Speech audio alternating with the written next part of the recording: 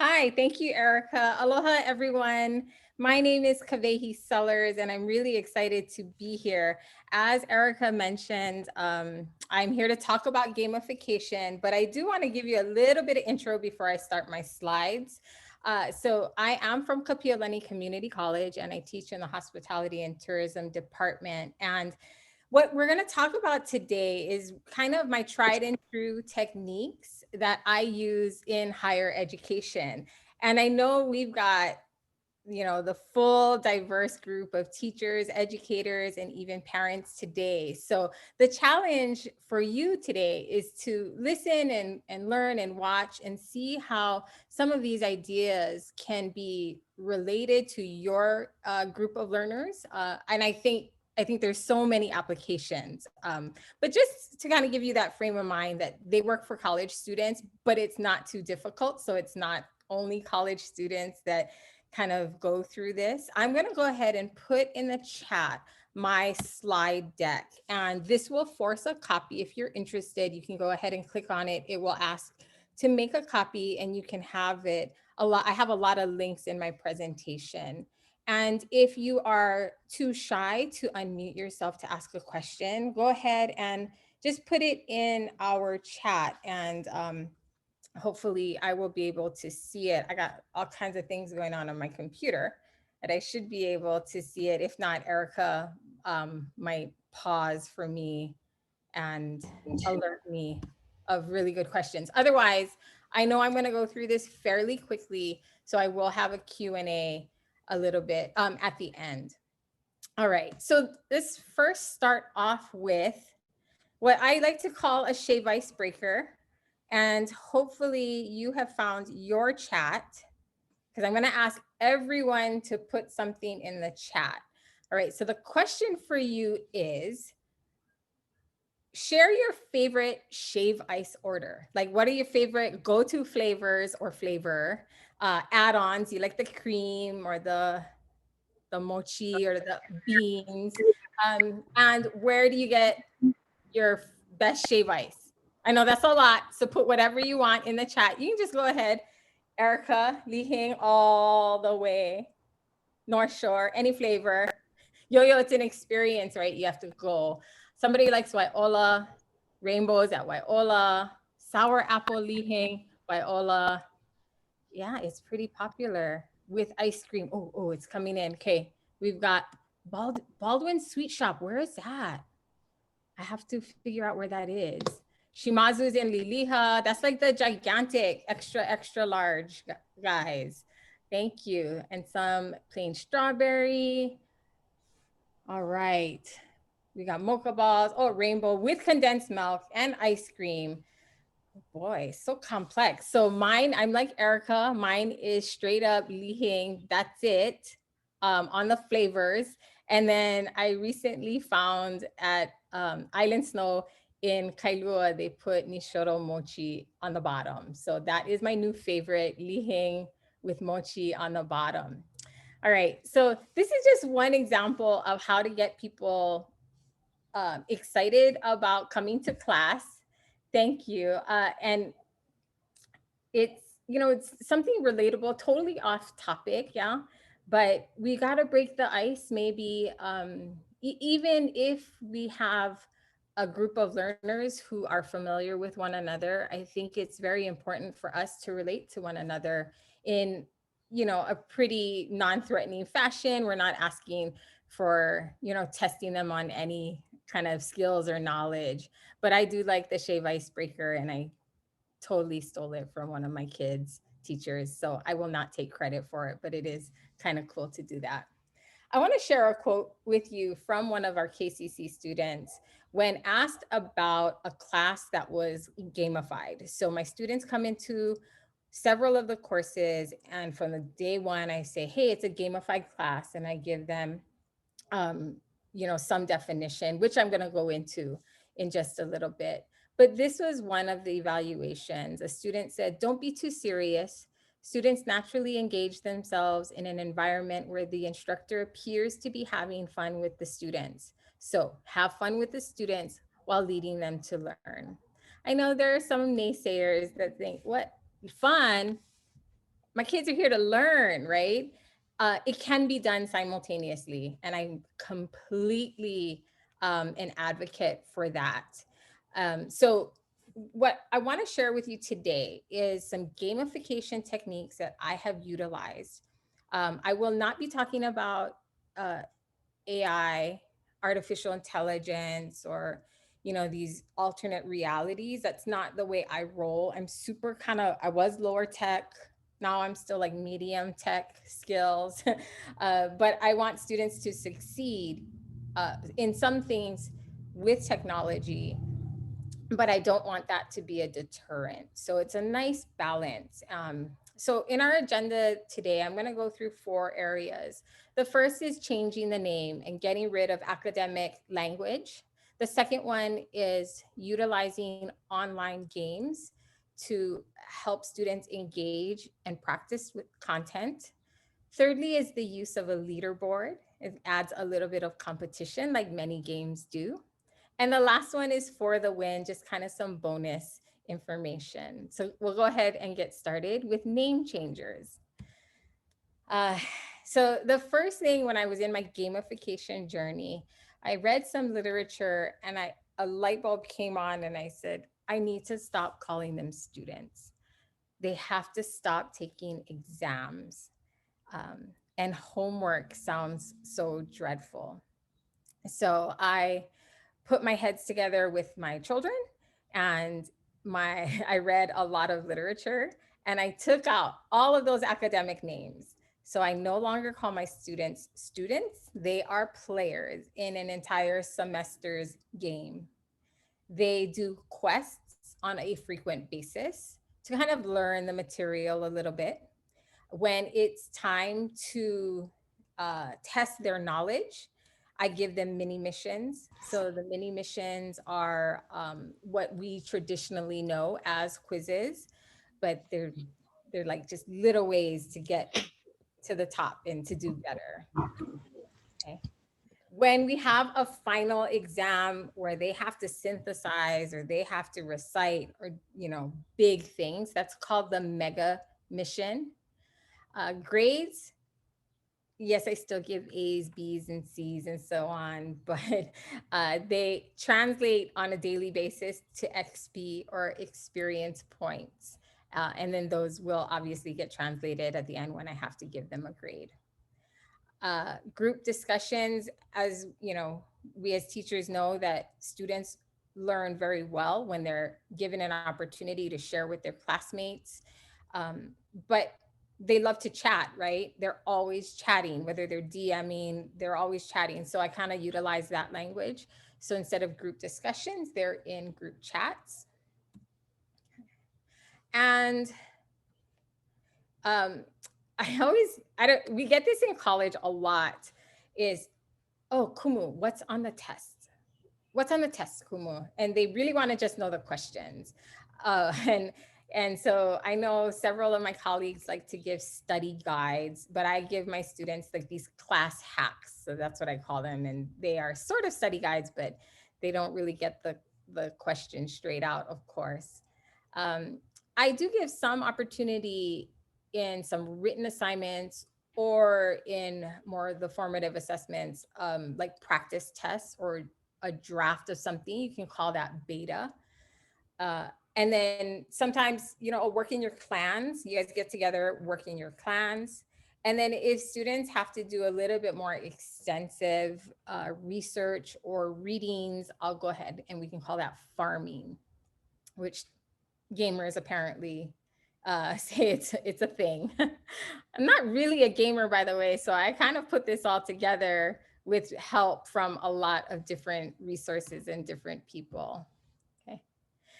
We love when students create their own presentations or projects, and that's the create mode. We get students into create mode, and they are synthesizing that information and feeding it back to us and to the learning community. I do give them opportunities to try one more time, maybe take the highest score of maybe 2 attempts on a mini mission, and we would call that a power up, an opportunity to do better, maybe one more time. So traditionally, a retake would be a power up. And then when we ask students to look at case studies or to focus on a real company or a real situation on the news, we'll go ahead and call that IRL, short for in real life. Students, I actually do IRLs on a weekly basis. And it's amazing when I get the emails like, oh, I'm working on my IRL and I need help with this and that. Like I feel like I'm talking their language and I kind of feel cool for just like a moment. But they really gravitate and understand what IRL means to them. Um, so those are just some of the ways, and there are creative minds out there in this audience, I am positive of. And you can, I highly encourage you to kind of just rethink some of these more traditional terms, okay? Because it's going to make for a lot of fun, but you have to be consistent, so it does take a while. The next part I want to talk about is some game resources. So whether you're teaching hybrid or face-to-face or strictly online, synchronously online, or even asynchronously online, I found that there are a lot of tools that help students in several ways. Like again, engage in the content. There's a lot of repetition. Actually, I find that students, they don't mind repetition. If they are asked to play a game over and over to beat their score, to beat someone else's score, they will do it just for the bragging rights. And they need very, very little to entice them to play it again. Can I get just in the chat, yes or no, who uses Kahoot? If you use it, just say yes, yes, yes, or yes if you use Kahoot in your class, or no if you don't. I'm seeing yes to Kahoot. Okay, so 96% of my students say that Kahoot sets them up for success. I think if given an opportunity, college students will play Kahoot to learn. And it is fun. But I have Kahoot fatigue. Just like I kind of have Zoom fatigue, I have Kahoot fatigue because we've played it so much, especially in spring when we went fully online. I felt like we were just playing Kahoot all the time. But it is a great product. For the few of you who have said no, I highly recommend, and again, in this presentation, if you go to this link, it's going to take you to Kahoot. Um, it's a great product. Students, it's like no fail. They love it. But I found some other things that work because, I get tired of stuff too. So I like Quizlet. It's an online flashcard system. It's a little less bells and whistles than Kahoot, and it can be played live and in person as well. It can be played independently. Okay. The next one is quizzes. And these are learning quizzes, again, played live or played as homework and independently for a student. Flippity, and I'm going to go through some of these in more detail in the next few slides. Flippity takes Google Sheets and turns it into cool stuff. Super user friendly. If you know Google Sheets or if you know Excel, you certainly can do Flippity really, really quickly. ProProf Brain Games, it's a free online tool, creates online games like puzzles and word search and word scrambles. I kind of like to do these as introductions to some of the terminology for students. And then the Teacher's Corner creates printables, worksheets, crossword, matchup makers, word search, and fill in the blank. So that Teacher's Corner, I think, is best for a hybrid learning when you have your students coming back or coming into the classroom. The ones that I wanted to feature and talk a little bit more about is, I have four. And the first is quizzes. Again, it's, I think, the highest competitor to Kahoot. But I find it has its advantages. If you're not familiar with Kahoot, the way that students see and select the answers, they're color coded and there are shapes. And if a student is using Kahoot on their device to play, they will only see these colors and they're going to have to look at your screen, whether that's in the front of a classroom or if you're using Zoom, they're going to have to look up at their screen and then match. Oh, okay, that's red. Okay, I got to click red on my phone. But Quizzes has an app as well. And the multiple choice answers are also provided on their device. So that's something that Kahoot doesn't quite do yet. But Quizzes has these memes. So Kahoot's pretty standard. Here's the question. Here are the multiple choice. You pick one and yay, and you see a leaderboard. But Quizzes has these memes that kind of stand out. I'm going to play you just a little clip of me playing a Quizzes deck.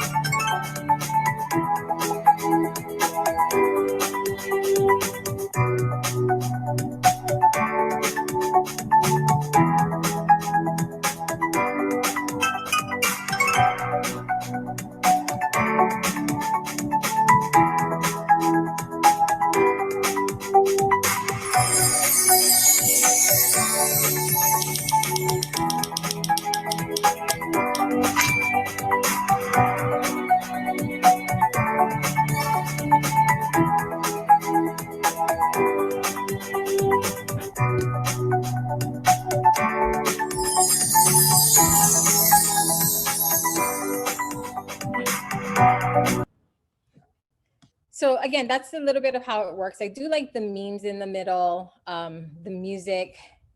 As you get closer to the end of the deck, the music does change and it gets a little bit more ominous.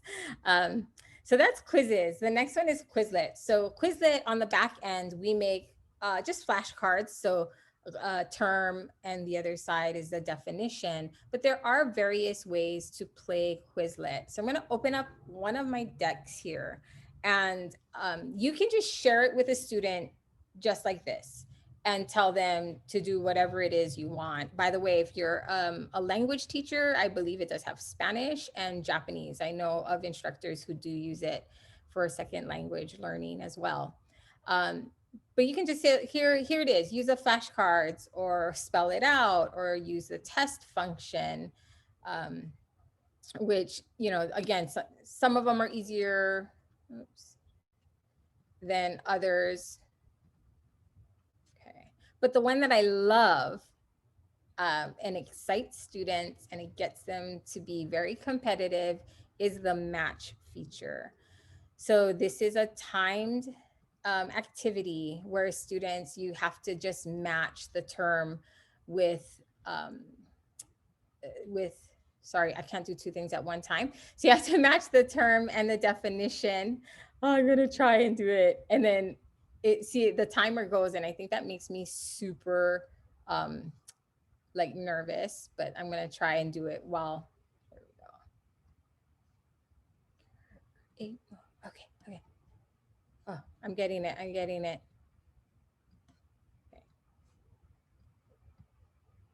Okay, so that was a really sad 35.3 seconds. What I usually do is I give students a goal, like 10 seconds. And I say, if you can beat 10 seconds, take a screenshot. I'll give you some bonus points. I had a student once tell me it took her 35 attempts to beat the 10-second mark. And to me, that was music to my ears, because that means she was 35 times connecting with the material. And by the end of that, she knew exactly what those terms and definitions were. So that's one of my favorites. And I oftentimes, I do it as sort of, I give them the deck to study however they want. And I give that bonus point that's sort of like an Easter egg that I hide somewhere in announcements or on my learning management system. But I've had very, very good success. Uh, if any of you are from higher education and you wonder, hey, can the non-traditional folks do this? Oh my gosh, yes. I just got an email this morning from one of my non-traditional students. He's significant. He's much older than I am, and he beat my time. He was really fast. So, and he is like self-proclaimed non-techie. So if he can do it, I know our students can as well. So that was Quizlet. And the next one, it's kind of my favorite. Oh, I think they're all my favorites, but it's fairly a newer discovery for me, but I've gotten great feedback from students. And it is a tool called Flippity. It makes cool stuff out of these Google Sheets, and every feature, it has about, I think about 20 different tools that you can use. There is a demonstration and there is a template. So you don't even create brand new Google Sheets. You just populate Google Sheets. And you can make manipulatives, you can make a timeline, random name picker. I love the random name picker when I teach via Zoom because students are super quiet. And then there's even a little quiz where students at the end can get a certificate. So let me go to Flippity and kind of just show you around real quick. And then I'm going to show you some samples. So it's just flippity.net. All you need is a Google account. So I know a lot of our school accounts nowadays are Google accounts. So that's awesome. If not, if you can just create a personal Gmail account. So they have flashcard systems. Flippity Quiz Show is very much like Jeopardy, and it even there's ringtones to it. If students get it correct or if they get it wrong, you do need an Alex Trebek though. The it's not student led. There does need to be like an instructor. Um, Again, a random name picker, some randomizers. There's some that I haven't quite toyed with just yet. Just not it wasn't as applicable to us. But you can go ahead. There's even a badge tracker and bingo. And I think it speaks to a lot of different age groups and different types of learners um, as well. Typing test, crosswords, word scramble, and snowman. And it could even make word clouds. And I do like the flippity fun with words if you want to change words or kind of make them a little bit fun for students. And if you want to make signs, I think these are kind of fun and you can just screenshot them. But let me go ahead and show you a couple of completed flippities. So this is a timeline that we created for one of my courses. We were doing the history of Hawaii tourism. So it's really great for historical perspectives. If any of you have that, we kind of want to see the evolution of something. And if you click on it, it has, you can incorporate photos, some text, and then you can expand out and link to its original or wherever you got um, the source. Now, you can do this as an instructor, right? And you can present your information in this manner. Or if students have Gmail linked accounts, they can create these on their own. So in my case, I had students contributing, they were contributing to another document, and I basically just took their information and I plugged it in this way. And I think it looks amazing. And I was even able to embed videos if I wanted them to explore just a little bit more. And so I really, I loved it. And I got very good feedback from the students because they were able to um, identify these history, these moments. And then they didn't notice, but I can even change the color of these dots, and all of the things with the colored dots ended up in our mega mission. So if there was a really keen student, they would have figured that out. Another flippity feature that I kind of really love, and it creates that sort of competition, right, is the leaderboard. But let me, I think I'm going to come back let me come back to the leaderboard in just a minute. I want to show you guys ProProfs. This is another free tool. Yes, everything's free today. I love it. But ProProfs is less sophisticated, but it uses like an award certificate system that will award the student this certificate, and they can take a screenshot of it when the student successfully completes the challenge. I use it for like there's a quiz feature and a crossword puzzle. I do like the crossword puzzle. So I'm going to show you how it works. And these are all just links that you would send your students. So I just did a mock um, crossword here, and they just go to the top and it will highlight, as you can see, it highlights the clue down there.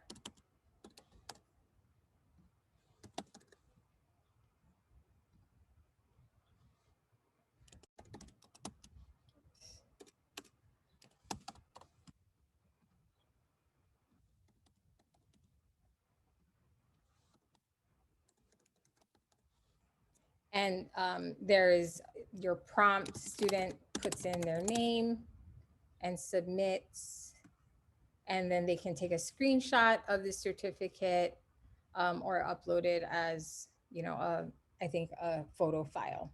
So these are kind of fun, more lower stakes.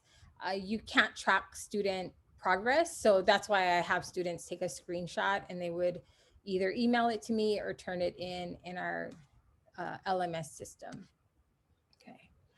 Sorry, now going back to leaderboards. So this is like the added extra level of competition that you can add to your course. You can ask students to find an avatar and a player name. So you are not showing their real names um, to the whole class. I think that, yeah, yeah, that's probably definitely breaking some laws there and some rules, but I have them create an avatar of whatever, and I'll show you a sample shortly. I update the leaderboards after certain milestones, and I do have these sort of thresholds in the course that, you know, if you reach this certain level, or when you reach X amount of points, you're going to get a power up. You're going to get an extra attempt on that mini mission, the next mini mission, or you're going to, you know, get like 2 bonus points, which is not a lot, but students will do a lot for 2 bonus points. So you can scaffold and organize your class in that way if you'd like. Otherwise, you can just always have this leaderboard that you show them, and it's really fun because students start to try and guess who is Abraham Lincoln, and then you got Mickey Mouse like just on, you know, right behind him. So it students start to get mysterious and they get a little bit fun, actually. Like I've had students go like, oh, maybe I might just be Abraham Lincoln, and then their neighbors like, no, I might be Abraham Lincoln. And so, you know, it's something they revisit throughout the semester, and probably not every class. um Sorry, but here's the front end and how it can we can interact with it. So you can go to see by assignment how students did, or again, their overall. In on the back end, this is really all that I've done. I put the competitors' names, that the avatar names or the fake names that they've given. I've asked to go on Wikimedia, yeah, Wikimedia Commons to get a photo, to get an avatar, and then just kind of keeping score. I actually added a row, a hidden row here with their real name on it, obviously, because as you have to track it some way, right? But this does not show up on the front end, so that is a hidden feature, and it just has the numeric score, the XP. But yeah, I students at first I was really nervous about this, but then I, you know, I overheard a student tell her friend like, oh my gosh, yes, I take a screenshot of the leaderboard and I send it to my mom because she was like first and second place kind of throughout the semester. uh, and so it works really, really well in our environment. Some other things, are like hiding some Easter eggs. I am never afraid of giving bonus points. I really not. In a class that is worth 500 to 600 points, when you offer 2 bonus points to beat my Quizlet score or my Quizlet time, I know it is not, make it or break it, but it does boost their confidence. And again, it allows them to engage in the content more and more and more. And they get excited about winning, or they get excited about doing better. So I love bonus points. I don't give a whole lot, but they're just infused within the semester, 1 or 2 points at a time. Okay. I do actually, in one class, have a much larger um, prize, what I call for the win.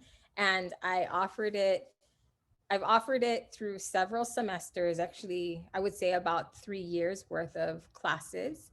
And I've only had 2 students win. And these are for perfect scores.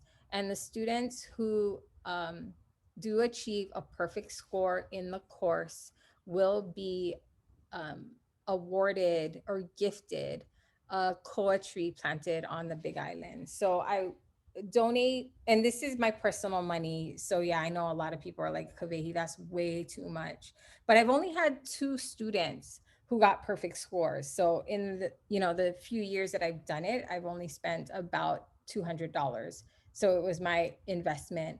But I will, through Hawaiian Legacy Hardwoods, I would order a koa tree. So it's a keiki tree that is planted with a GPS like tracking. So students can track it, and I get a certificate that I give to the students who won.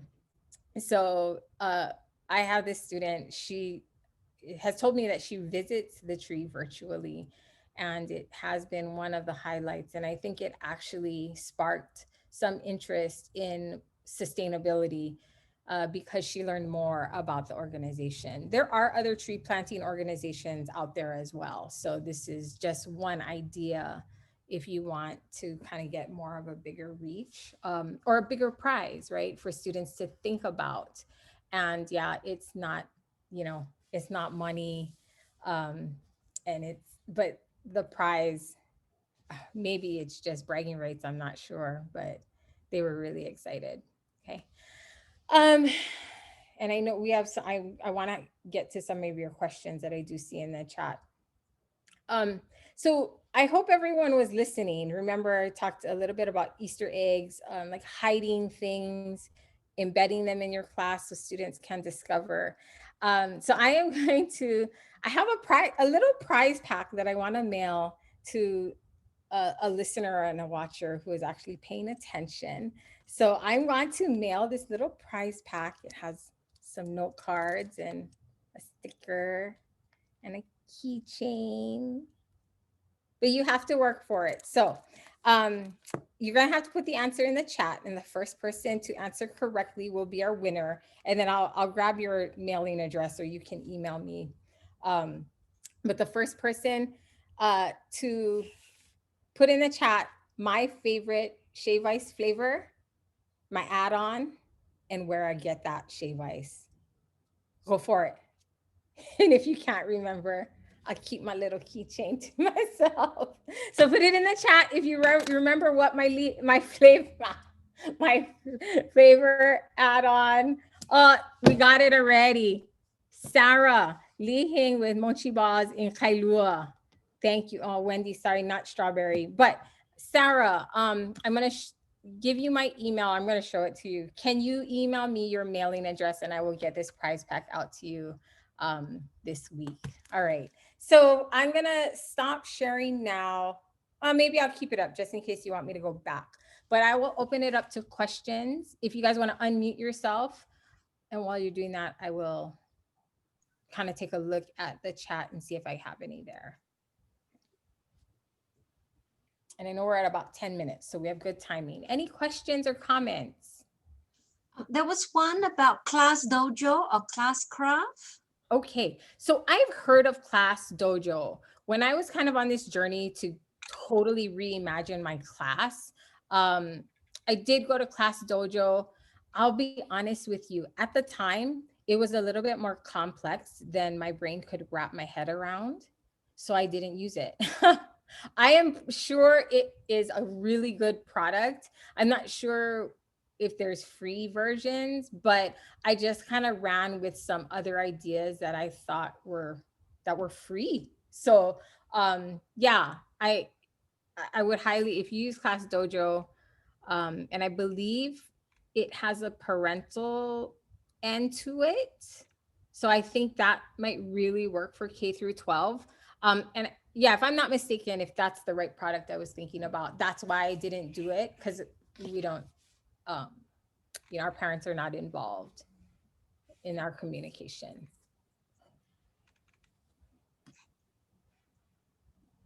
Okay, somebody did ask for the slide deck, so let me go ahead and put that again. Thanks. Any other questions, comments? I think just kind of some added last remarks. Um, there are just ways, like, you can just play games in class, right? Just give your students a crossword puzzle or give them a little mini mission. The most effective that I have found is when you reach that level where you completely reimagine your course and utilize all of those things. Of course, you still have the textbook that they have to read through, but adding these elements from the leaderboard to changing the names, I think gives them a totally different perspective of the course. And again, I kind of speak to those who say, how can you have fun in an academic course? And oh my gosh, well, any of you thinking of sending your kids to college? Yeah, we are having fun. Um, but if you guys remember your college time, like, I had a really, really hard time going to school. Um, there was very little motivation for me. But having these motivators, students are like, what is she going to do tomorrow? Because I got to go to class. And that's been the feedback that I get from my students. They keep on wanting to come back because they don't know what I'm offering them. Bernie, sorry, thank you for your question. Do you prefer Kahoot or quizzes, and why? I do use both. I use Kahoot in the beginning because I know most of the students know it and love it. And then I do a little switcheroo, and then I do quizzes. I have an asynchronous online course, and I use them both equally. Yeah, yeah. Thank you, Linda. Put in my free bingo cards. Again, free. You can use it for vocabulary. Oh, no ads made by teachers. Yes. Yeah, some of the products do have ads. Yeah. Any other questions, Yes, comments? somebody asked, what was the tree planting site? Do you have the website for the tree?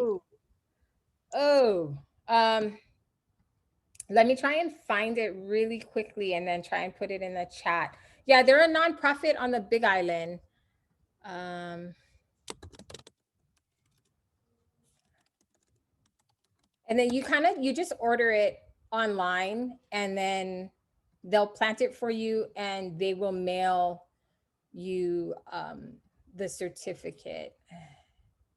So there's a kind of there's two different sites. Hold on. So well, pre-COVID, they were doing tours where you can actually go and plant your tree. And I have done that for other things. But let me see if this is the site. Is it the legacyforest.org? Oh, let me try. Thank you, Erica. Sweet. Legacyforest.org. Let me see if that's the one. Yes, sorry. Yep. Yeah. So it's the same group, and they're planting in the same forest on Hawaii Island. And oh, actually, they do Gunstock Ranch too. on Oahu. So I'm sorry, yeah, you can pick, but I don't know if they've done the tours or where you can go plant your own. But again, you can still order it and then have the certificate sent. Thank you. Did Joy, did I miss anything else? All good. Okay. Well, thank you, folks. We have a couple of minutes, so I will stay in the room until 1:45. But thank you so much for coming and learning and being open. And thank you to the foundation and Sacred Hearts for hosting me. I was really honored. Thanks, everyone. But I'll stick around. Mahalo to Kawehi and for everyone's participation. We hope that you will find this session helpful and make some valuable connections. Please help us complete the evaluation form. I'm gonna pop it in the chat. And you'll be entered to win one of 20 Starbucks, $25 Starbucks gift cards. Thanks again. Oh, Yeah, go ahead. sorry, Sarah, the winner of my prize pack. Sarah, my email is kawehils@hawaii.edu. Sorry, I forgot. Can you email me your mailing address? It's kawehils@hawaii.edu. If you mail that to me and I'll get that out. Sorry, thanks, Erica. Oh, you're welcome. Okay, so I'm going to go ahead and stop the recording. Have a wonderful day. Please feel free to join the other sessions, but as Kawehi said, she'll stick around for a few.